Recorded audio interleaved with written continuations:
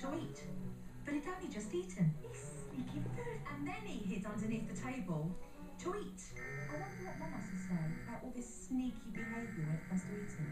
Why are they sneaky with food? Well, Dominic, because I scolded him about it. Do you scold him because of your concerns with Yes. food and the impact that it will make on his health? And he will sneak them. I will give him some Yes. because I like to control some of it. Yeah. But then oftentimes I'll give him some, and then I hear the chairs sliding towards the pantry. Do you think Dominic eats because he's hungry?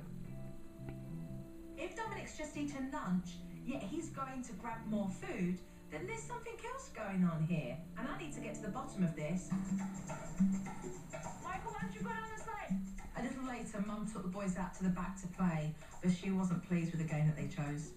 Don't go down with the golf club. Dominic, you cannot. Don't take the golf. Dominic! Put the golf club